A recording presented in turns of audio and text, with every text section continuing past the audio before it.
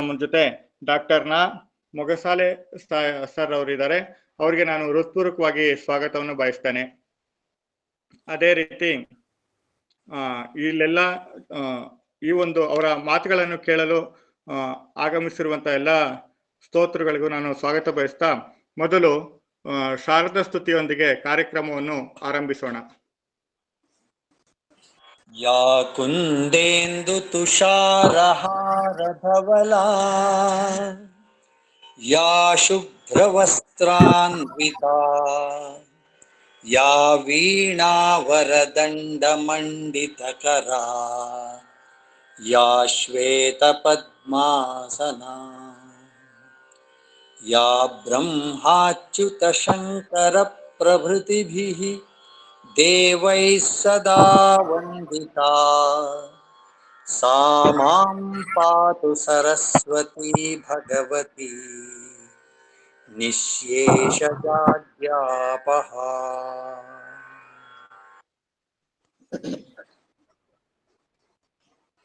ನಮಸ್ತೆ. ಡಾಕ್ಟರ್ ಮೊಗಸಾಲೆರವರನ್ನು ಸಂಕ್ಷಿಪ್ತವಾಗಿ ಕುಮಾರಿ ಪವಿತ್ರರವರು ಪರಿಚಯಿಸಿಕೊಡ್ಬೇಕಾಗಿ ಕೇಳ್ಕೊಳ್ತೀನಿ. ಮೇಡಮ್ ಪವಿತ್ರ ಅವರು. ಎಲ್ರಿಗೂ ನಮಸ್ತೆ. ಅಖಿಲ ಭಾರತ ಸಾಹಿತ್ಯ ಪರಿಷತ್ ಕರ್ನಾಟಕದ ವತಿಯಿಂದ ನೆಲಮೂಲ ಸಾಹಿತಿಗಳ ಸ್ವಪರಿಚಯ ವೇದಿಕೆಯ 3ನೇ ಸಂಚಿಕೆಯಲ್ಲಿ ಇವತ್ತು ಸಾಹಿತಿಗಳು, ಸಂಘಟಕರು ಮತ್ತು ರಾಜ್ಯೋತ್ಸವ ಪ್ರಶಸ್ತಿಯ ಪುರಸ್ಕೃತರು ಆದಂತ ಡಾಕ್ಟರ್ ಮೊಗಸಾಲೆ ರವರನ್ನ ಪರಿಚಯಿಸುವಂತ ಸೌಭಾಗ್ಯ ನಂದಾಗಿದೆ. ಡಾಕ್ಟರ್ ಮೊಗಸಾಲೆಯವರ ಪೂರ್ಣ ಹೆಸರು ನಾರಾಯಣ ಭಟ್ಟ ಮೊಗಸಾಲೆ. ಇವರು ಕಾಸರಗೋಡು ತಾಲೂಕಿನ ಕೋಳ್ಯೂರು ಗ್ರಾಮದ ಮೊಗಸಾಲೆಯಲ್ಲಿ ಹುಟ್ಟಿದ್ರು. 1944 ಆಗಸ್ಟ್ 27ರಂದು ಇವರ ಜನನ ಆಗ್ತದೆ. ತಂದೆ ವಿಠಲ ಭಟ್ಟ, ತಾಯಿ ಸರಸ್ವತಿಯವರು. 5ನೇ ವಯಸ್ಸಿಗೆ ತಂದೆಯ ನಿಧನ ಆದ್ರೂ ಕೂಡ ಇವರು ಇಷ್ಟೆಲ್ಲ ಸಾಧನೆಯನ್ನ ಮಾಡಿರ್ತಕ್ಕಂಥದ್ದು ನಮ್ಮೆಲ್ಲರಿಗೂ ಒಂದು ಹೆಮ್ಮೆ ಅಂತ ಹೇಳ್ಬಹುದು. ಮೊದಲ ಓದು ಮನೆಯಲ್ಲಿ ಅತ್ತೆಯ ನೇತೃತ್ವದಲ್ಲಿ ಇವರು ಓದಿಗೆ ತೊಡಗಿಸ್ಕೊಳ್ತಾರೆ. 3ನೇ ತರಗತಿಗೆ ಇವರು ಕೋಳ್ಯೂರ್ಗೆ ಶಾಲೆಗೆ ಮೊದಲನೆಗೆ ನೇರವಾಗಿ ಸೇರುವಂತದ್ದು. ಬೇರೆಯವ್ರು ಮ್ಯೂಟ್ ಮಾಡ್ಕೊಳ್ಳಿ ಸರ್.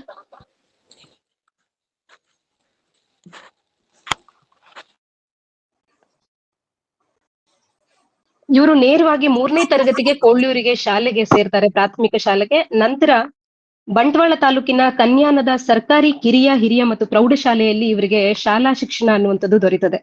ಇವರು ಸೋದರ ಮಾವ ಆದಂತ ಒಡಿಯೂರಿನ ಪರಮೇಶ್ವರ ಭಟ್ಟ ಸಹೋದರರ ಮನೆಯಲ್ಲಿ ಇವರು ವಾಸವನ್ನ ಮಾಡಿದ್ರಿಂದ ಅವರ ಮಾವಂತಿರಲ್ಲಿ ಇದ್ದಂತ ಸಾಹಿತ್ಯದ ಆಸಕ್ತಿ ಮತ್ತು ಇವರ ಕನ್ನಡ ಅಧ್ಯಾಪಕರಾದಂತ ಶಾಲೆಯ ಕನ್ನಡ ಅಧ್ಯಾಪಕರಾದ ಪಂಜಾಜೆ ಶಂಕರ ಭಟ್ಟರ ಪ್ರೋತ್ಸಾಹದಿಂದ ಇವರಿಗೆ ಸಾಹಿತ್ಯದ ಕಡೆಗೆ ಒಲವು ಮೂಡಿದಂಥದ್ದು.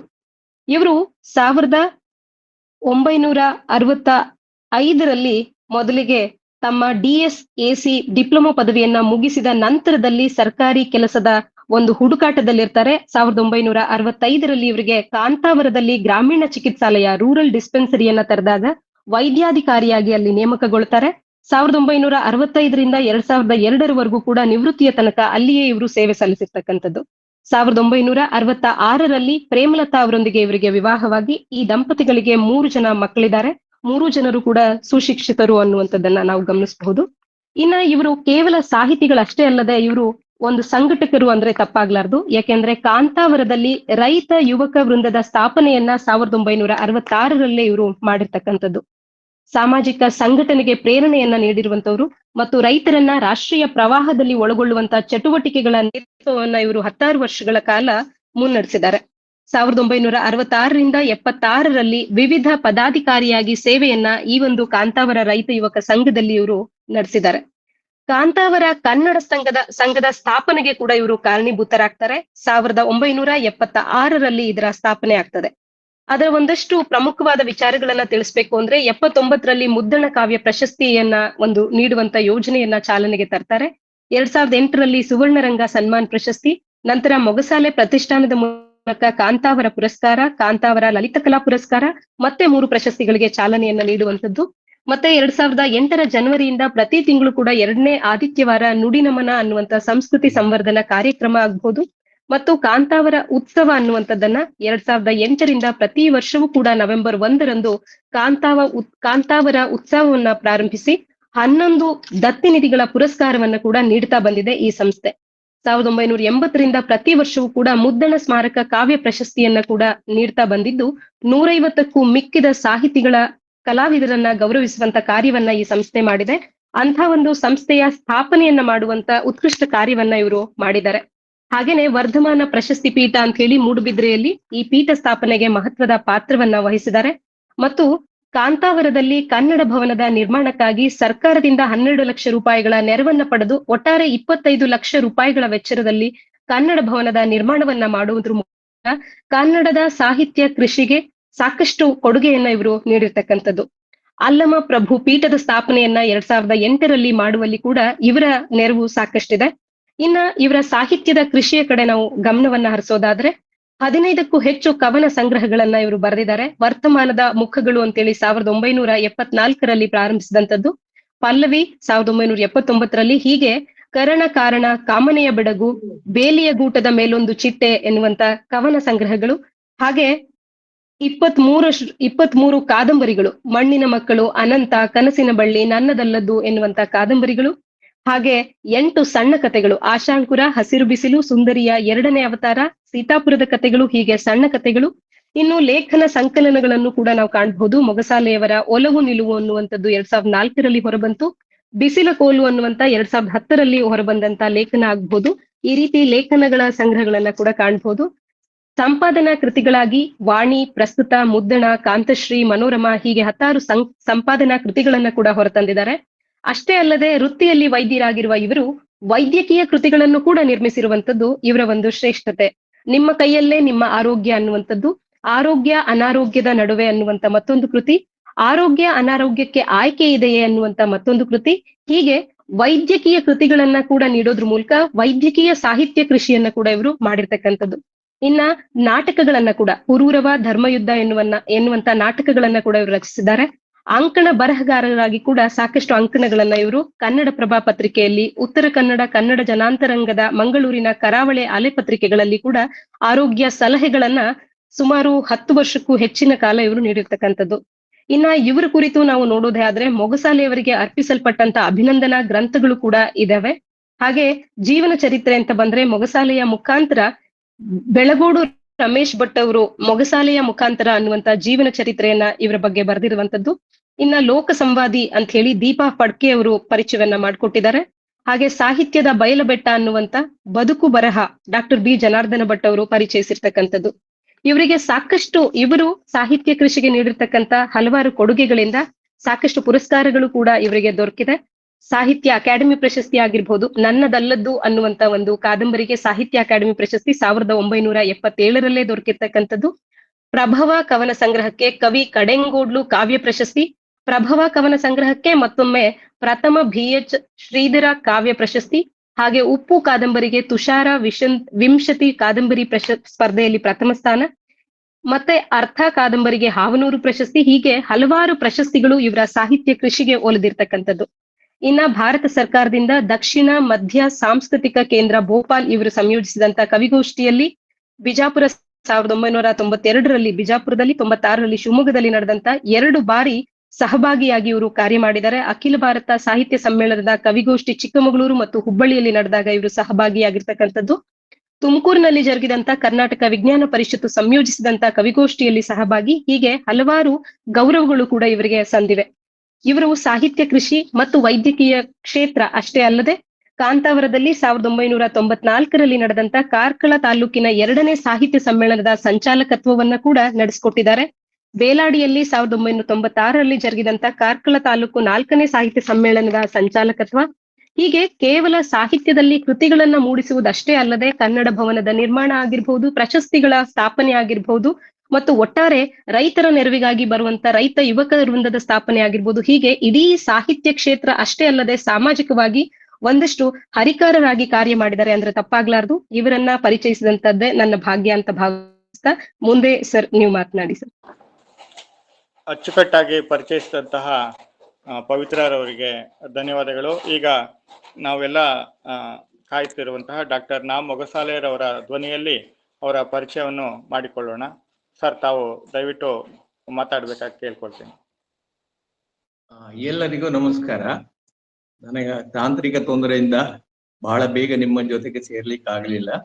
ನನಗೆ ಅಂತ ಟೆಕ್ನಿಕಲ್ ನಾಲೆಜ್ ಸಮೇತ ಸ್ವಲ್ಪ ಕಡಿಮೆ ಇರ್ಲಿ. ಈಗ ಪ್ರಾರಂಭ ಮಾಡೋಣ. ಆ ಪವಿತ್ರಕ್ಕ ಬಹಳ ದೀರ್ಘವಾಗಿ ನನ್ನ ಎಲ್ಲ ಸಮಗ್ರ ಪರಿಚಯವನ್ನು ಮಾಡಿದ್ದಾರೆ. ಹಾಗಾಗಿ ನಾನು ನನ್ನ ಸ್ವಪರಿಚಯ ಅಂದ್ರೆ ಎಲ್ಲಿ ಏನು ಹೇಗೆ ಅಂತ ಹೇಳುವುದನ್ನು ಹೇಳುವುದಿಲ್ಲ, ನೇರವಾಗಿ ಸಾಹಿತ್ಯಕ್ಕೆ ಬರ್ತೇನೆ. ಬಹುಶಃ ಈ ಒಂದು ಸಂಚಿಕೆ ಅಥವಾ ನಿಮ್ಮ ಈ ಕಾರ್ಯಕ್ರಮದ ಉದ್ದೇಶ, ನಿಮ್ಮ ಅಲ್ಲ ನಮ್ಮ ಈ ಕಾರ್ಯಕ್ರಮದ ಉದ್ದೇಶ ಸಾಹಿತ್ಯ ಅದ ಸಂವೇದನೆ ಸಾಹಿತಿಗಳಾದವರಿಗೆ ಹೇಗೆ ಪ್ರಾರಂಭವಾಯಿತು ಅಥವಾ ಯಾಕೆ ಅವರು ಬರೀಲಿಕ್ಕೆ ಮುಂದೆ ಬಂದರು ಅಂತ, ಹೇಗೆ ಬರೆಯಬೇಕು ಬರೆದಿದ್ದಾರೆ ಮತ್ತು ಹೇಗೆ ಬರೆಯಬೇಕು ಎಂಬುದು ಸಮೇತ ಈ ನಿಮ್ಮ ಈ ಇದರಲ್ಲಿ ಸಂಚಿಕೆಯಲ್ಲಿ ನಾವು ಮಾತಾಡ್ಬೇಕು ಅಂತ ಕಾಣುತ್ತೆ. ಹಿಂದಿನವರು ಮಾತಾಡಿದ್ದನ್ನು ಕೇಳಿದ್ದೇನೆ, ನಾನು ಅದನ್ನು ಕೇಳಿ ಸಂತೋಷ ಪಟ್ಟಿದ್ದೇನೆ. ನಾನು ಸಾಹಿತಿ ಆಗ್ಬೇಕು ಅಂತ ಯಾವುದೇ ಭ್ರಮೆಗಳನ್ನು ಇಟ್ಟುಕೊಂಡು ಈ ಕ್ಷೇತ್ರಕ್ಕೆ ಬಂದದ್ದು ಅಲ್ಲ. ಬಂದ ನಂತರ ನಾನು ಅವರ ಹಾಗೆ ಆಗ್ಬೇಕು ಇವರ ಹಾಗೆ ಆಗ್ಬೇಕಂತ ಬಯಸಿದ್ದೂ ಇಲ್ಲ. ಅದು ತನ್ನಷ್ಟಕ್ಕೆ ಆದ ಹಾಗೆ ಆಗಿ ಹೋಯಿತು. ಅದರಲ್ಲಿ ಸಾಕಷ್ಟು ಶ್ರದ್ಧೆ, ಪ್ರಯತ್ನ ಮತ್ತು ಸಣ್ಣ ಮಟ್ಟಿನ ಓದು, ಬಹಳ ದೊಡ್ಡ ಓದುಗಲ್ಲ ನಾನು, ಸಣ್ಣ ಮಟ್ಟಿನ ಓದು ಮತ್ತು ನನ್ನ ವೃತ್ತಿಯಿಂದಾಗಿ ಅದಕ್ಕೆ ತೊಡಗಿಸಿಕೊಳ್ಳಲಿಕ್ಕೆ ಇದ್ದ ಆತಂಕಗಳನ್ನು ಮೀರಿ ಈಗ ಅವರು ಪರಿಚಯದಲ್ಲಿ ಹೇಳಿದ್ರಲ್ಲಿ ಸ್ವಲ್ಪ ತಿದ್ದುಪಡಿಗಳು ಮಾಡಬೇಕು. 26 ಕಾದಂಬರಿಗಳನ್ನು ಬರೆದಿದೆ. ಅದರಲ್ಲಿ 675 700 ಪುಟಗಳಿರುವಂತಹ ಕಾದಂಬರಿಗಳು ಇದೆ. ಅದರಲ್ಲಿ ಬಹಳ ಮುಖ್ಯವಾದ್ದು, ಇವರೆಲ್ಲ ಪ್ರಾರಂಭದ್ದು ನನ್ನ ಕೃತಿಗಳನ್ನು ಹೇಳ್ತಾರೆ ಅದಲ್ಲ, ಉಲ್ಲಂಘನೆ, ಮುಖಾಂತರ, ಧಾತು ಮತ್ತೆ ಇನ್ನೂ ಒಂದೆರಡು ಇದ್ದು ಇಲ್ಲದ್ದು ಮತ್ತು ಭೂಮಿಗೀತ ಇತ್ಯಾದಿಗಳು ಬಹಳ ಮುಖ್ಯವಾದ ಕಾದಂಬರಿಗಳು. ಪ್ರಾರಂಭದ ದಿನದ ಕಾದಂಬರಿಗಳದು. ಪ್ರಾರಂಭದ್ದು ನನ್ನ 18ನೇ ವಯಸ್ಸಿನಲ್ಲಿ ನಾನು ಮಣ್ಣಿನ ಮಕ್ಕಳು ಅಂತ ಕಾದಂಬರಿಯನ್ನು ಬರೆದಿದ್ದೆ. ಆ ನಂತರ 2021ಕ್ಕೆ ಅನಂತ ಅಂತ, ಅದೆಲ್ಲರೂ ಈಗಲೂ ಅದನ್ನೇ ಕೋಟ್ ಮಾಡ್ತಾರೆ. ಅದು ಬಹಳ ಬಾಲಿಶವಾದ ಕಾದಂಬರಿಗಳು ಅಂತ ಈಗ ನನಗೆ ಕಾಣ್ತದೆ. ವಾಸ್ತವಿಕವಾಗಿ ಈ ಸಂಚಿಕೆಯಲ್ಲಿ ಅಥವಾ ನಾನು ನನ್ನ ಬಗ್ಗೆ ಮಾತಾಡುದು ಸ್ವಲ್ಪ ಮುಜುಗರಕರ ಕೆಲಸ. ನಾನು ಹೇಗೆ ಮಾಡಿದೆ ಹಾಗೆ ಮಾಡಿದೆ ಅಂತ ಹೇಳುವಂತದ್ದು ಸ್ವಲ್ಪ ಸಂಕೋಚದ ಕೆಲಸ. ಆದರೂ ಇಲ್ಲಿ ನನ್ನ ಜೊತೆ ಹಂಚಿಕೊಳ್ಳುವ, ಪ್ರೀತಿಯನ್ನು ಹಂಚಿಕೊಳ್ಳುವ ನಿಮಗೆಲ್ಲ ನಾನು ಒಂದಿಷ್ಟು ನನ್ನ ಸಾಹಿತ್ಯದ ಹಿನ್ನೆಲೆ ಮತ್ತು ಯಾಕೆ ಈ ಕ್ಷೇತ್ರಕ್ಕೆ ಬಂದೆ ಎಂಬುದನ್ನು ಹೇಳಬೇಕು. ಹೇಗೆ ನನಗೆ ಪ್ರೇರಣೆ ಆಯ್ತು ಅಂತ ಹೇಳುವುದನ್ನು ಪವಿತ್ರಕ್ಕ ಬಹಳ ಚೆನ್ನಾಗಿ ಹೇಳಿದ್ದಾರೆ. ನಾನು ಕೋಳಿಯೂರು ಅಂದ್ರೆ ಮಂಜೇಶ್ವರದಿಂದ ಪೂರ್ವಕ್ಕೆ ಸುಮಾರು 10-15 ಕಿಲೋಮೀಟರ್ ಇರುವ ಒಂದು ಹಳ್ಳಿಯಲ್ಲಿ, ಆ ಹಳ್ಳಿಯಲ್ಲಿ ಮೊಗಸಾಲೆ ಎಂಬ ಪ್ರದೇಶದಲ್ಲಿ ಹುಟ್ಟಿದೆ. ಮೊಗಸಾಲೆ ಎಂಬುದು ಸರ್ನೇಮ್ ಅಲ್ಲ, ಒಂದು ಊರಿನ ಹೆಸರು. ಅಲ್ಲಿ ಹುಟ್ಟಿದೆ. ನನ್ನ ವಿದ್ಯಾಭ್ಯಾಸ ಎಲ್ಲ ಈಗಾಗಲೇ ಅವರು ಹೇಳಿದಾಗೆ ಕೋಳಿಯೂರು, ಕನ್ಯಾನ ಮತ್ತು ಉಡುಪಿಯಲ್ಲಿ ಆಯ್ತು. ಹಾಗೆ ಆ ನಂತರ ನಾನು ಕಾಂತಾರಕ್ಕೆ ವೈದ್ಯಾಧಿಕಾರಿಯಾಗಿ ಬಂದೆ. ನಾನು ಇಲ್ಲಿ ವೈದ್ಯಕೀಯ ಕ್ಷೇತ್ರದ ಜೊತೆಗೆ ಮಾಡಿದ ಸಾಹಸವೇ, ಯಾಕಂದ್ರೆ ಹೊಟ್ಟೆ ತುಂಬಿಸುವುದೇ ದೊಡ್ಡ ಪ್ರಶ್ನೆ ಇತ್ತು. ವೈದ್ಯಾಧಿಕಾರಿ ಅಂದ್ರೆ ಪೂರ್ಣಾವಧಿಯ ವೈದ್ಯಾಧಿಕಾರಿ ಅಲ್ಲ, ಪಾರ್ಶ್ವಿಕ ಅಂದ್ರೆ ಅರೆಕಾಲಿಕ ವೈದ್ಯಾಧಿಕಾರಿ ಆಗಿದ್ದೆ. 100 ರೂಪಾಯಿಯ ಒಳಗಿನ ಸಂಬಳ, ಮುಜಗರ ಇಲ್ಲ. ನನ್ನ ಆತ್ಮಚರಿತ್ರೆಯಲ್ಲೆಲ್ಲ ನೀವು ಓದಿರ್ಬೋದು ಅಥವಾ ಓದಬಹುದು. ಹಾಗಾಗಿ ಅದರ ನಡುವೆ ನಾನು ಬದುಕು ಕಟ್ಟಿಕೊಳ್ಳಿಕ್ಕೆ ಹೋರಾಡಬೇಕಿತ್ತು. ಹಾಗಾಗಿ ಸ್ವಲ್ಪ ಸಮಯ ನನ್ನ ಸಾಹಿತ್ಯ ನನ್ನಿಂದ ದೂರ ಇತ್ತು. ಆ ನಂತರ ಪುನಃ ತೊಡಗಿಸಿಕೊಂಡೆ. ಮತ್ತೆ ತೊಡಗಿಸಿಕೊಂಡ ನನ್ನ 4ನೇ ಕಾದಂಬರಿಗೆ 1977ರಲ್ಲಿ ಅದು ಆಗ ಬಹಳ ಆಶ್ಚರ್ಯ ಪಡುವ ಹಾಗೆ ಸಾಹಿತ್ಯ ಅಕಾಡೆಮಿ ಪ್ರಶಸ್ತಿ ಬಂತು. ತೀರ್ಪುಗಾರರಾಗಿ ಇದ್ದವರು ಸಮೇತ ಸಾಮಾನ್ಯರಲ್ಲ. ರಾಶಿ ಅಂತ ನಿಮಗೆ ಗೊತ್ತಿರಬಹುದು ಮತ್ತು ಇನಾಮದಾರರಿದ್ರು. ಅವರು ನನಗೆ ಆ ದಿನಗಳಲ್ಲಿ ಪತ್ರ ಬರೆದು ಬಹಳ ಮೆಚ್ಚಿಕೊಂಡಿದ್ದೇನೆ ಅಂತ ಹೇಳಿದ್ರು. ಮುಂದೆ ನಾನು ತಿರುಗಿ ನೋಡ್ಲಿಲ್ಲ, ಕಾದಂಬರಿಗಳನ್ನು ಬರೆಯುತ್ತಲೇ ಹೋದೆ. ಒಂದು 10 ಕಾದಂಬರಿ ಆದ ನಂತರ ಇದು ಸಾಲುದು ಅಂತ ಏನೋ ಅನಿಸಿತು, ಇದು ನನಗೆ ತೃಪ್ತಿ ಕೊಡ್ಲಿಲ್ಲವೇನೋ, ಬೃಹತ್ ಕಾದಂಬರಿಗಳ ಕಡೆಗೆ ಮನಸ್ಸು ಮಾಡಿದೆ. ಈಗ ನನ್ನ ಕಾದಂಬರಿಗಳಲ್ಲಿ ಬಹಳ ಮುಖ್ಯವಾದದ್ದು ಅಂದ್ರೆ ಉಲ್ಲಂಘನೆ. ಸುಮಾರು 675 ಪುಟಗಳ ಒಂದು ಕಾದಂಬರಿ. ಆಶ್ಚರ್ಯ ಆಗಬಹುದು ನಿಮಗೆ. ಇದು ಯಾವುದೇ ಒಂದು ಸಮುದಾಯಕ್ಕೆ ಸೀಮಿತ ಪಟ್ಟದ್ದಲ್ಲ. ತೋರಿಕೆಗೆ ಇದು ಬಂಟ ಸಮುದಾಯದ ಆಗು ಹೋಗುಗಳು ಮತ್ತು ಸಂಸ್ಕೃತಿಯನ್ನು ತೋರಿಸುವ ಹಾಗೆ ಇದ್ರು, ಇದರಲ್ಲಿ ಇಡೀ ಕರಾವಳಿ ಜಿಲ್ಲೆಯ, ಕಾಸರಗೋಡು, ಉಡುಪಿ ಮತ್ತು ದಕ್ಷಿಣ ಕನ್ನಡ ಜಿಲ್ಲೆಯ ಬಂಟ ಸಮುದಾಯದ ಒಂದು ಸಾಂಸ್ಕೃತಿಕ ಮತ್ತು ಸಾಮಾಜಿಕ ಹಿನ್ನೆಲೆ ಮತ್ತು ಒಳನೋಟಗಳು ಕಾಣ್ತದೆ. ಸಾಕಷ್ಟು ಅಧ್ಯಯನ ಮಾಡಿ ಇದನ್ನು ಬರೆದಿದ್ದೇನೆ. ಆದ್ರೆ ಈ ಬಂಟರಿಗೆ ಮಾತ್ರ ಮೀಸಲಾದ್ದಲ್ಲ, ಸುಮಾರು 150 ಪಾತ್ರಗಳು ಬರ್ತದೆ. ಅದರಲ್ಲಿ ನಮ್ಮ ಜಿಲ್ಲೆಯಲ್ಲಿರುವ ಎಲ್ಲಾ ಜಾತಿಯ ಎಲ್ಲಾ ಮತದ ಪಾತ್ರಗಳು ಬೇರೆ ಬೇರೆ ರೀತಿಯಲ್ಲಿ ಬಂದು ಅದು ಇಂಗ್ಲಿಷಿಗೆ, ಮರಾಠಿಗೆ, ಆ ನಂತರ ತೆಲುಗಿಗೆ ಅದು ಭಾಷಾಂತರ ಆಗಿದೆ ಮತ್ತು ಅದಕ್ಕೆ ಪ್ರತಿಷ್ಠಿತ ಕುವೆಂಪು ಪ್ರಶಸ್ತಿ ರಾಜ್ಯ ಸಾಹಿತ್ಯ ಅಕಾಡೆಮಿ ಪ್ರಶಸ್ತಿ, ಕಾರಂತ ಪ್ರಶಸ್ತಿ ಮೊದಲಾದವುಗಳು ಬಂದಿದೆ. ನನಗೆ ಬಹಳ ಇಷ್ಟವಾದ ಕಾದಂಬರಿ ಕೂಡ. ಹಾಗಾಗಿ ಕಾದಂಬರಿ ಪ್ರಕಾರದಲ್ಲಿ ಇದು ಯಾಕೆ ಬರಿದೆ ಅಂದ್ರೆ, ಯಾವುದೇ ಸಾಹಿತ್ಯವನ್ನು ನಾವು ಬರಿಬೇಕಾದ್ರೆ ಸಾಹಿತ್ಯದ ಬಗ್ಗೆ ನಮಗೆ ಒಂದು ಸಂವೇದನೆ ನಮ್ಮಲ್ಲಿ ಹುಟ್ಟುಕೊಳ್ಬೇಕು. ಸಂವೇದನೆ ಅಂತ ಹೇಳಿದ ಕೂಡಲೇ ಅದು ವೇದನೆ ಅಂತ ಹೇಳಿದ ಕೂಡಲೇ ನೋವು ಅಂತ ಅರ್ಥ ಅಲ್ಲ. ವಿಶೇಷವಾದ ಒಂದು ಆ, ಭಾವ ಭಾವ ಅಂದ್ರೆ ಅನುಭವ ಮತ್ತು ಅನುಭವದ ನಡುವಿನ ಒಂದು ಸೂಕ್ಷ್ಮವಾದ ಭಾವ ತರಂಗ. ಒಂದು ವಸ್ತುವನ್ನು ಅಥವಾ ವಿಷಯವನ್ನು ನಾವು ನೋಡಿದಾಗ ಅದು ನಮಗೆ ಏನೇನು ಪ್ರೇರೇಪಣೆಗಳನ್ನು ಕೊಟ್ಟಿದೆಯೋ ಅಥವಾ ಅದರಲ್ಲಿ ಏನೇನು ಅಸಹಜತೆ ಅಥವಾ ಸಹಜತೆ ಇದೆಯೋ ಅದನ್ನು ಒಂದು ಕಾವ್ಯಾತ್ಮಕವಾಗಿ ಅಥವಾ ಒಂದು ಸಾಹಿತ್ಯಿಕವಾಗಿ, ಕಾವ್ಯಾತ್ಮಕವಾಗಿ ಅಂತ ಹೇಳುವುದಕ್ಕಿಂತಲೂ ಸಾಹಿತ್ಯಿಕವಾಗಿ, ಎಲ್ಲವನ್ನು ಕಾವ್ಯಾತ್ಮಕವಾಗಿ ಹೇಳಲಿಕ್ಕೆ ಆಗುವುದಿಲ್ಲ, ಸಾಹಿತ್ಯಿಕವಾಗಿ ಹೇಳುವ ಪ್ರಯತ್ನವೇ ಕಾದಂಬರಿ ಪ್ರಕಾರ. ಪ್ರಯತ್ನ ಅಂತ ಯಾಕೆಂದ್ರೆ ಬರ್ದದ್ದೆಲ್ಲ ಒಳ್ಳೆ ಶ್ರೇಷ್ಠ ಕೃತಿ ಅಂತ ಆಗುದಿಲ್ಲ. ಯಾವುದೇ ಒಂದು ಪ್ರಯತ್ನವನ್ನು ಮಾಡ್ತೇನಷ್ಟೇ ಹೊರತು ಯಾವುದೇ ಕೃತಿ ಪರಿಪೂರ್ಣ ಆಗಿದೆ, ಇದು ಬಹಳ ದೊಡ್ಡದು ಅಂತ ಹೇಳುವಂತಹದ್ದು ಏನಿಲ್ಲ. ಆದ್ರೂ ನಾನು ಮಾಡಿದ ಮೇಜರ್ ವರ್ಕ್ ಅಂದ್ರೆ ಕಾದಂಬರಿ ಕ್ಷೇತ್ರದಲ್ಲಿ. ಆ ನಂತರದ ನನ್ನ ಕೆಲಸ ಅಂದ್ರೆ ಕಾವ್ಯದಲ್ಲಿ 14 ಕವನ ಸಂಕಲನಗಳು ಬಂದಿದೆ. ನಾನು ಈ ಸಂಕಲನಗಳಲ್ಲಿ ನನ್ನ ಬೇರೆ ಬೇರೆ ಅನುಭವಗಳು, ಬೇರೆ ಬೇರೆ ನೋಟಗಳು, ಅಲ್ಲಮನಿಂದ ಪಡೆದಂತ ಅನುಭವಗಳು, ನಾನು ಅದನ್ನು ಅರಗಿಸಿಕೊಂಡ ರೀತಿ ಎಲ್ಲವನ್ನು ನಾನು ಅದರಲ್ಲಿ ವಿಶೇಷವಾಗಿ ಹೇಳಲಿಕ್ಕೆ ಪ್ರಯತ್ನ ಪಟ್ಟಿದ್ದೇನೆ. ಅದು ಮುಖ್ಯವಾದ ಮಾತು ಅಂದ್ರೆ ಹೇಳಿದ್ದೇನಲ್ಲ, ಹೇಳಲಿಕ್ಕೆ ಪ್ರಯತ್ನ ಪಟ್ಟಿದ್ದೇನೆ. ನನ್ನ ಮೇಲೆ ಗಾಢವಾದ ಪ್ರಭಾವ ಬೀರಿದ ಒಬ್ಬ ಶರಣ ಅಂದ್ರೆ ಅಲ್ಲಮನ ಕೆಲವು ನಿಲುವುಗಳು ನನಗೆ ಬಹಳ ಹತ್ತಿರವಾಗಿದೆ. ಹಾಗಾಗಿ ನನ್ನನ್ನು ಕಾಡಿದ್ದು ದೇವರು ಬಹಳ. ಅಲ್ಲಮ ನಾ ದೇವರಲ್ಲದೆ ನೀ ದೇವರೇ ಅಂತ ಒಂದು ಕಡೆ ಒಂದು ವಚನದಲ್ಲಿ ಹೇಳಿದ್ದಾನೆ. ಅದು ದೇವರನ್ನು ತಿರಸ್ಕರಿಸುವುದು ಅಂತ ಅಲ್ಲ, ದೇವರು ಎಂಬುದು ಒಂದು ಕಲ್ಪನೆ, ನಾವೇ ದೇವರನ್ನು ಸೃಷ್ಟಿಸಿದ್ದು ಅಂತ ಅಲ್ಲಮ ಹೇಳ್ತಾನೆ. ಅದಕ್ಕೆ ಸಾಕಷ್ಟು ವಚನಗಳಿದೆ, ಅಲ್ಲಿ ಹೇಳಲಿಕ್ಕೆ ಅವಕಾಶವಿಲ್ಲ. ಅದನ್ನು ಪುಸ್ತಕ ರೂಪದಲ್ಲಿ ಶರಣರ ನುಡಿ ಹೆಜ್ಜೆ ನಡೆಗೆಜ್ಜೆ ಅಂತ ಒಂದು ಪುಸ್ತಕವೇ ಬಂದಿದೆ. ಅದು ಈಗ ಇಸವಿ ನೆನಪು ಬರುವುದಿಲ್ಲ. ವರ್ಷದ ಶ್ರೇಷ್ಠ ಕೃತಿ ಅಂತ ಹೇಳಿ ಪ್ರಕಾಶಕರ ಮತ್ತು ಲೇಖಕರ ಸಂಘದಿಂದ ಅದಕ್ಕೆ ಬಹುಮಾನವು ಬಂದಿದೆ ಶರಣರ ಬಗ್ಗೆ. ಅದು ಬಹಳ ಮೆಚ್ಚುಗೆ ಆದಂತ ಒಂದು, ಶರಣರಿಗೆ ಮೆಚ್ಚುಗೆ ಆದಂತ ಕೃತಿ. ಅದರಿಂದ ಪ್ರಚೋದಿತನಾಗಿ ದೇವರ ಅಸ್ತಿತ್ವದ ಹುಡುಕಾಟದಲ್ಲಿ, ಕಲ್ಪನೆಯೋ ಅವ ಇದ್ದಾನೋ ಇಲ್ವೋ, ಅನಂತವೋ ಹೇಗೆ ಅಂತ ಹೇಳುವಂತಹದ್ದನ್ನು ಹುಡುಕಾಟ. ಇಂಥದ್ದೆಂತ ದೇವರ ಬಗ್ಗೆ ಹೇಳಲಿಕ್ಕೆ ಯಾರಿಗೂ ಸಾಧ್ಯ ಇಲ್ಲ. ನೋಡಿದವರು ಯಾರು ಇಲ್ಲ, ಅಥವಾ ಅದನ್ನು ಅನುಭವಿಸಿದವರು ಇಲ್ಲ. ಅನುಭವಿಸಿದ್ದೇವೆ ಅಂತ ಹೇಳುವುದು ಸಮೇತ ಊಹೆ ಅಷ್ಟೇ ಹೊರತು ದೇವರನ್ನು ಅನುಭವಿಸುವುದು ಬಹಳ ಮುಖ್ಯ.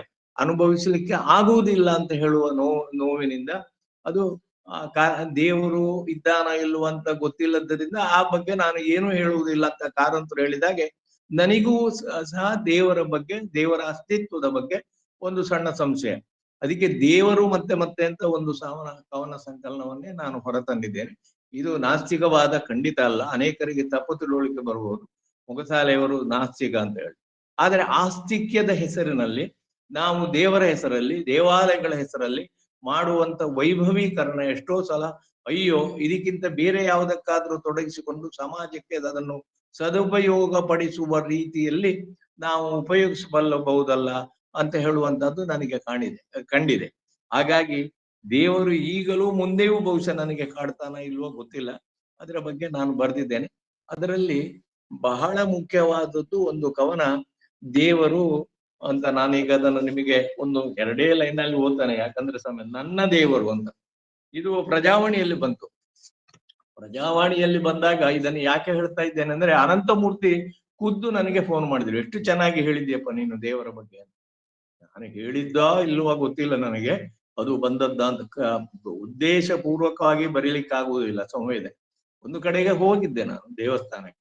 ಹೋಗಿ ದೇವಸ್ಥಾನದ ಎದುರು ನಿಂತಾಗ ಅಲ್ಲಿ 2 ದ್ವಾರಪಾಲಕರಿದ್ರು, ಒಳಗೆ ದೇವರಿದ್ದ. ಆ ತೀರ್ಥ ಎಲ್ಲ ತಕೊಂಡು ದ್ವಾರಪಾಲಕರ ಹತ್ರ ತಕೊಂಡು ತೀರ್ಥ ಕುಡಿತಿದ್ರು. ಆದ್ರೆ ಈ ತೀರ್ಥ ಕುಡಿತಾ ಇದ್ದದ್ದು ಮೆಟ್ಟುಕಲ್ಲಿಗೆ, ದೇವರ ಮೇಲೆ ಹೋಗುವಂತ ಮೆಟ್ಟುಕಲ್ಲಿಗೆ ಬೀಳ್ತಿತ್ತು.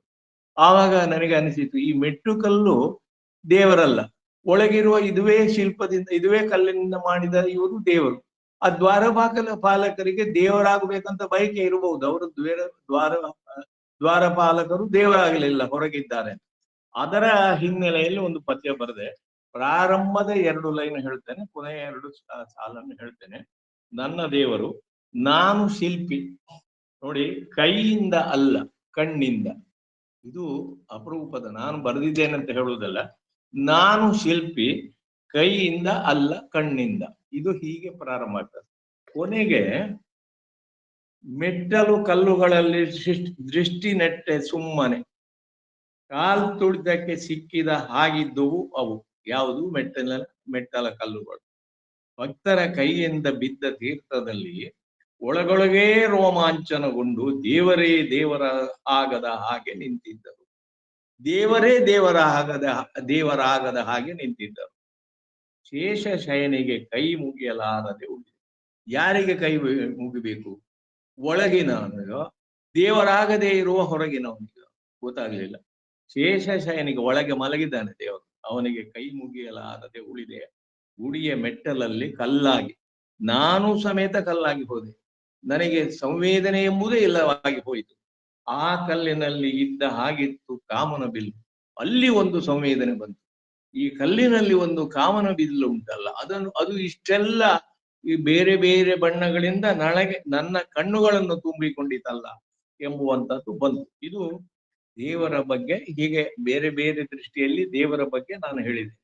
ಇನ್ನೊಂದು, ನನ್ನ ಒಟ್ಟು ಕಾವ್ಯ ಕಾದಂಬರಿ ಅಥವಾ ಸಾಹಿತ್ಯಕ್ಕೆ ಸಂಬಂಧಪಟ್ಟ ಎಲ್ಲ ಕೆಲಸಗಳನ್ನು ಒಂದು ಕವಿತೆಯಲ್ಲಿ ಹಿಡಿದಿಡಲಿಕ್ಕೆ ಸಾಧ್ಯವಂತ ಪ್ರಯತ್ನ ಪಟ್ಟಿದೆ. ಬಹಳ ಹಿಂದೆ ಬರೆದದ್ದು, ಒಂದು 10-15 ವರ್ಷ ಆಗಿರ್ಬೋದು. ಒಪ್ಪಿಕೊಳ್ಳುವುದು ಅಂತ. ಇದು ಯಾಕಂದ್ರೆ ನನ್ನ ಕಾದಂಬರಿಗೆ ಅನ್ವಯಿಸುವಂತಹದ್ದು, ಕಾವ್ಯಕ್ಕೆ ಅನ್ವಯಿಸುವಂತಹದ್ದು, ಬದುಕಿಗೆ ಅನ್ವಯಿಸುವಂತಹದ್ದು, ಎಲ್ಲದಕ್ಕೂ ಲೋಕಹಿತಕ್ಕೆ, ಲೋಕ ಕಲ್ಯಾಣಕ್ಕೆ, ಲೋಕವನ್ನು ನೋಡುವ ದೃಷ್ಟಿಗೆ ಎಲ್ಲವನ್ನು ಅನ್ವಯಿಸುವಂತ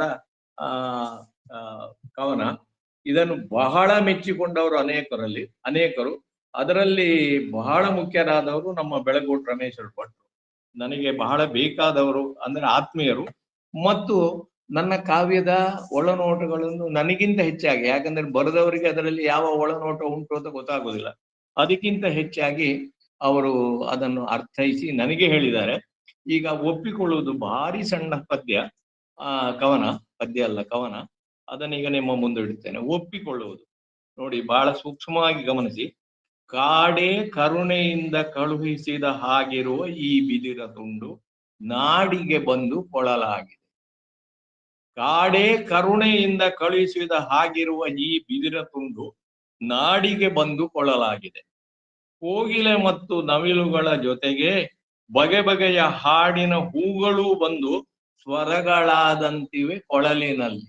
ನೋಡಿ, ಕೋಗಿಲೆ ಮತ್ತು ನವಿಲುಗಳ ಜೊತೆಗೆ ಬಗೆ ಬಗೆಯ ಕಾಡಿನ ಹೂಗಳೂ ಬಂದು ಸ್ವರಗಳಾದಂತಿವೆ ಕೊಳಲಿನಲ್ಲಿ. ನುಡಿಸಿದರು ನುಡಿಸದಿದ್ದರು ಬಿದಿರ ತುಂಡೊಂದನ್ನು ಒಪ್ಪಿಕೊಂಡ ಮೇಲೆ ಕೊಳಲೆಂದು ತಿರಸ್ಕರಿಸಿದರು ಅದು ಬಿದಿರ ಆಗದು. ಒಮ್ಮೆ ನೀವು ಬಿದಿರ ತುಂಡನ್ನು, ಅದು ಆಕ್ಚುಲಿ ಒಂದು ಸಣ್ಣ ಬಿದಿರ ತುಂಡು, ಅದನ್ನು ನೀವು ಕೊಳಲು ಅಂತ ಒಪ್ಪಿಕೊಂಡ ಮೇಲೆ ಅದು ಕೊಳಲಲ್ಲ ಮಾರ್ರೆ, ಬಿದಿರು ತುಂಡು ಅಂತ ಹೇಳಿದ್ರೆ ಅದು ಒಪ್ಪಿಕೊಳ್ಳಿಕ್ಕಾಗುವುದು. ಹಾಗೆ ನೀವು ಒಂದು ಬದ್ಧತೆಗೆ, ಕಮಿಟ್ಮೆಂಟ್ಗೆ ಒಳಗಾದ ನಂತರ ಅದರಿಂದ ಹೊರಬರ್ಲಿಕ್ಕೂ ಆಗುವುದಿಲ್ಲ, ಮತ್ತು ಕೊನೆಯವರೆಗೂ ಆ ಬದ್ಧತೆಯಲ್ಲೇ ನಾವು ಇರಬೇಕು. ಇದು ಬಹಳ ನಮಗೆ ಇವತ್ತು ಜೀವನಕ್ಕೆ ಬೇಕಾದಂತ ಒಂದು ಆದರ್ಶ. ಹಾಗಾಗಿ ಇದು ನನ್ನ ಒಟ್ಟು ನಿಲುವು ಅಂತ ಹೇಳಿ ನಾನು ಜೀವನದ ನಿಲುವು ಅಂತ ಕಂಡುಕೊಳ್ತೇನೆ. ಇನ್ನು ಸಾಕಷ್ಟು ನನ್ನ ಕೃತಿಗಳ ಬಗ್ಗೆ ನಾನು ಹೇಳಬಹುದು. ಬಹುಶಃ ಈಗಾಗಲೇ ಸಮಯ ಆಯ್ತು ಅಂತ ಕಾಣ್ತದೆ. ಇನ್ನೂ ಹೇಳುವಂತದ್ದು ಸಾಕಷ್ಟಿದೆ. ನನ್ನ 4 PhD ಈಗಾಗಲೇ ಆಗಿದೆ. ಕಾವ್ಯಯಾನದ ಬಗ್ಗೆ ಒಬ್ಬರು ದಲಿತರೇ PhD ಮಾಡಿದ್ದಾರೆ, ಕಾದಂಬರಿಗಳ ಬಗ್ಗೆ ಒಬ್ಬರು ಮಾಡ್ತಾ ಇದ್ದಾರೆ, ಇನ್ನೊಂದು ನನ್ನ ಬರಹಗಳ ಬಗ್ಗೆ ಮಾಡ್ತಾರೆ, ಬದುಕಿನ ಬಗ್ಗೆ ಮಾಡಿದ್ದಾರೆ. ಅದನ್ನೆಲ್ಲ ಅವರು ಬೇರೆ ಬೇರೆ ದೃಷ್ಟಿಕೋನದಿಂದ ನೋಡಿದ್ದಾರೆ. ಅಂತೂ ನನ್ನ ಬದುಕು ನನಗೆ ಸಂತೋಷ ಕೊಟ್ಟಿದೆ. ನಾನು ಹುಟ್ಟಿದ್ದು ಸಾರ್ಥಕ ಅಂತ ನನ್ನ ಬದುಕು ನನಗೆ ಹೇಳಿದೆ. ನಾನು ಕಂಡುಕೊಂಡದ್ದಲ್ಲ, ನನ್ನ ಬದುಕೇ ನನಗೆ ಹೇಳಿದೆ. ಬಹುಶಃ ಪ್ರತಿಯೊಬ್ಬರ ಬದುಕು ಅವರವರಿಗೆ ನಿಮ್ಮ ಬದುಕು ಸಾರ್ಥಕ ಆಯ್ತು ಅಂತ ಹೇಳಿದರೆ ಇನ್ನೊಬ್ಬರೇ ಹೇಳುವುದಲ್ಲ, ನಮ್ಮ ಬದುಕೇ ನಮಗೆ ಹೇಳಬೇಕು. ಕಾರಂತರು ಬಾಳುವೆಯ ಬೆಳಕಿನಲ್ಲಿ ಅಂತ ಹೇಳಿದ್ದಾರೆ. ಬಾಳುವೆಯೇ ಬೆಳಕು. ನಮ್ಮ ಬದುಕಿಗೆ ನಾವೇ ಬೆಳಕು, ಇನ್ನೊಬ್ಬರು ಖಂಡಿತ ಅಲ್ಲ. ಕಾರಂತರು ಹೇಳಿದ್ದು 100ಕ್ಕೆ 100 ಸತ್ಯ. ಕಾರಂತರಿಂದ ಮತ್ತು ಮಹಾಕವಿ ಗೋಪಾಲ ಕೃಷ್ಣ ಅಡಿಗರ ಚಿಂತನೆಗಳಿಂದ, ಅವರ ಸಾಹಿತ್ಯ ಕೃತಿಗಳಿಂದ ನಾನು ಸಾಕಷ್ಟು ಪ್ರಭಾವಿತನಾಗಿದ್ದೇನೆ. ಪ್ರಭಾವಿತನಾಗಿದ್ದು ಅದರಿಂದ ಹೊರಗೆ ಬಂದು ಸ್ವಂತಿಕೆಯನ್ನು ಮೆರೆಯಲಿಕ್ಕೆ ಪ್ರಯತ್ನ ಪಟ್ಟಿದ್ದೇನೆ. ಇದು ನನ್ನ ಶಬ್ದಗಳಲ್ಲಿ ಪ್ರಯತ್ನ ಪಡುವುದಷ್ಟು ಹೊರತು ಮಾಡಿದ್ದೇನಂತ ನಾನು ಹೇಳುವುದಿಲ್ಲ. ಅದು ಅನೇಕರಿಗೆ ಇಷ್ಟವಾಗಿದ್ದರೆ ನನಗೆ ಬಹಳ ಸಂತೋಷ. ಹಾಗಾಗಿ ಇನ್ನು ಇದನ್ನು ವಿಶೇಷವಾಗಿ ನಾನು ವಿವರಿಸುವುದಿಲ್ಲ. ನನ್ನ ಸ್ವಯಂ ಇದು ಏನು ಇತಿಮಿತಿಗಳನ್ನು ಅರ್ಥಾತ್ ಪರಿಚಯವನ್ನು ಪವಿತ್ರಕ್ಕೆ ಹೇಳಿದ್ದಾರೆ. ಅದನ್ನು ಯಾವುದನ್ನು ಹೇಳಲಿಕ್ಕೆ ಹೋಗುದಿಲ್ಲ. ಇಂತಹ ಒಂದು ಅವಕಾಶವನ್ನು ನನಗೆ ಮಾತ್ರ ಅಲ್ಲ, ಅನೇಕರಿಗೆ ಕಲ್ಪಿಸಬೇಕು. ಅಖಿಲ ಭಾರತ ಸಾಹಿತ್ಯ ಪರಿಷತ್ತಿನ ಒಂದು ಅವಧಿಯ ರಾಜ್ಯಾಧ್ಯಕ್ಷನಾಗಿ ಇದ್ದವನಿಗೆ ಇದು ಸಂತೋಷ ಕೊಡುವ ವಿಚಾರ. ಹಾಗಾಗಿ ಮುಂದೆ ಇದು ನಿರಂತರವಾಗಿ ನಡೆಯಲಿ, ಇದರಿಂದ ರಾಜ್ಯ ಸಾಹಿತ್ಯಕ್ಕೆ ಒಂದು ಕೊಡುಗೆ ಸಿಕ್ಕಂತೆ ಆಗಲಿ ಅಂತ ಹಾರೈಸಿ ನನ್ನ ಮಾತುಗಳನ್ನು ಮುಗಿಸ್ತೇನೆ. ಎಲ್ಲರಿಗೂ ನಮಸ್ಕಾರ, ವಂದನೆ. ವಂದನೆಗಳು ಸರ್. ತಮ್ಮ ಒಂದು ಈ ಅಭಿಪ್ರಾಯ ಮುಂದಿನ ಬರಹಗಾರರಿಗೆ ಅಥವಾ ಸಾಹಿತ್ಯ ಲೋಕಕ್ಕೆ ಪಾದಾರ್ಪಣೆ ಮಾಡಬೇಕು ಅಥವಾ ನಾನೇನಾದ್ರೂ ಬರಿಬೇಕು ಅಂತ ಬಯಸೋರಿಗೆ ಒಂದು ಪ್ರೇರಣೆ ಆಗುತ್ತೆ ಅನ್ನೋದೇ ಈ ಒಂದು ಕಾರ್ಯಕ್ರಮದ ಮುಖ್ಯ ಉದ್ದೇಶ. ತಮ್ಮ ಅನುಭವವನ್ನು ಹಂಚಿಕೊಂಡಿದ್ದಕ್ಕಾಗಿ ಹೃತ್ಪೂರ್ವಕವಾಗಿ ತಮ್ಮನ್ನು ನಾನು ವಂದಿಸ್ತೇನೆ. ಮತ್ತು ಈ ಒಂದು ಅಭಿಪ್ರಾಯವನ್ನು ಕೇಳಿದಂತಹ ಎಲ್ಲ ಶ್ರೋತೃಗಳಿಗೆ ನಾನು ಅಖಿಲ ಭಾರತ ಸಾಹಿತ್ಯ ಪರಿಷತ್ತಿನ ವತಿಯಿಂದ ವಂದನೆಗಳನ್ನು ಅರ್ಪಿಸ್ತೇನೆ. ಶಾಂತಿ ಮಂತ್ರದೊಂದಿಗೆ ನಾವು ಕಾರ್ಯಕ್ರಮವನ್ನು ಮುಕ್ತಾಯ ಮಾಡೋಣ.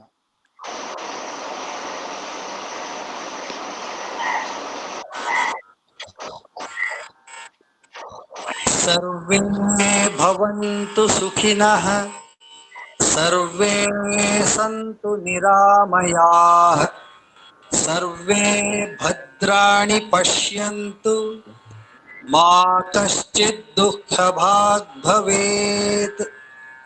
ಓಂ ಶಾಂತಿ ಶಾಂತಿ ಶಾಂತಿ.